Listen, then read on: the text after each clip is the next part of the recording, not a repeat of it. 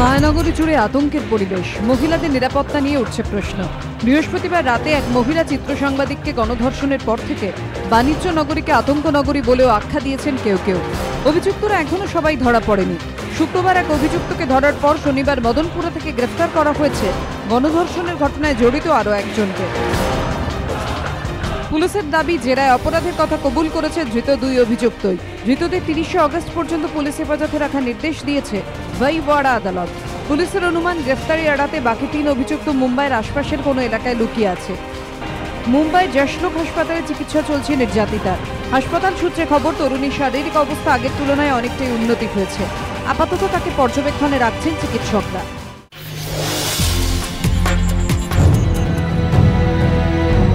ভাইকে মারধরের প্রতিবাদ করতে গিয়ে 4 যুবকের হাতে নিগৃহীত হলেন দিদি।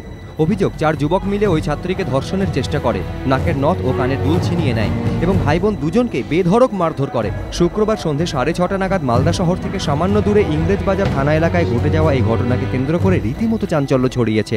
পুলিশ জানিয়েছে, শুক্রবার রাতে নিগৃহীতার ভাইয়ের লিখিত অভিযোগের ভিত্তিতে মামলা রুজু হয়েছে। অভিযোগ মাফিক ধর্ষণের চেষ্টা, চুরি ও মারধরের দায়ে ভারতীয় দণ্ডবিধির 376 থেকে 511, 379, 323, 325 ধারায় মামলা রুজু হয়েছে 4 যুবকের বিরুদ্ধে। পুলিশ সুপার জানিয়েছেন, অভিযুক্তদের খোঁজে ইতিমধ্যেই তল্লাশি শুরু হয়েছে। 4 অভিযুক্তই পলাতক। লিখিত অভিযোগ মাফিক শুক্রবার সন্ধ্যায় গ্রামেরই মোবাইলের দোকানের সামনে টাকা চাওয়া নিয়ে নিগৃহীতার ভাইয়ের সঙ্গে বিবাদ বাঁধে অভিযুক্তদের। শুরু হয় মারামারি। তখনই ছাত্রীটি প্রাইভেট টিউশন থেকে বাড়ি ফিরছিলেন।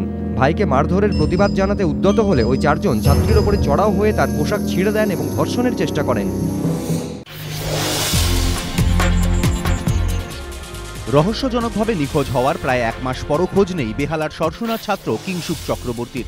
ঘটনার সূত্রপাত 31 জুলাই। অল ইন্ডিয়া মেডিকেলে সুযোগ পেয়েছেন বলে বাড়িতে জানান কিংশুক। ভর্তির বিষয়ে খোঁজ খবর নিতে মেডিকেল কলেজে যান তার মা, কিন্তু কলেজের তরফে প্রার্থীকে আসতে বলা হয়। সেই মতো সরসুনার বাড়িতে ফোন করে ছেলেকে ডেকে পাঠান কিংশুকের মা। পরিবারের দাবি, কিংশুক বাড়ি থেকে বেরোলেও কলেজে পৌঁছননি। তারপর থেকে আর খোঁজ মেলেনি তার। রাতেই ঠাকুরপুকুর থানায় নিখোঁজ ডায়েরি করা হয়।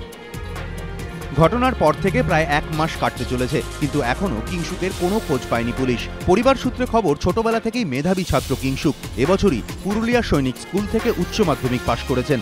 কিন্তু কোথায় গেলেন কিংশুক? এতদিন পরও খোঁজ না মেলায় দিন কাটছে উৎকণ্ঠা ও আশঙ্কায়। ইউএস ওপেনের মূল পর্বে সোমদেব দেববর্মন প্রায় 2.25 ঘন্টার 3 সেটের লড়াইয়ে হারালেন ব্রিটেনের জেমস ওয়ার্ডকে। সোমদেব জিতলেন 6-3, 3-6, 6-4 সেটে। আর এই জয়ের সুবাদেই যুক্তরাষ্ট্র ওপেনে খেলার যোগ্যতা অর্জন করলেন তিনি। ইউএস ওপেনে সোমদেবের প্রথম ম্যাচ স্লোভাকিয়ার লুকাস লেকোর বিরুদ্ধে। এই মুহূর্তে সোমদেবের থেকে এটিপি র্যাঙ্কিংয়ে 28 ধাপ ওপরে রয়েছেন লুকাস। ওই ম্যাচটি জিতলে বিশ্বের 21 নম্বর আন্দ্রে সেপ্পির মুখোমুখি হতে পারেন সোমদেব। গ্র্যান্ড স্ল্যামের মূল পর্বে ওঠার পর সোমদেব টুইটারে জানিয়েছেন, ইউএস ওপেনের মূল পর্বে উঠতে পেরে আমি অত্যন্ত খুশি। এখন আগামী সপ্তাহের দিকে তাকিয়ে রয়েছি আমি।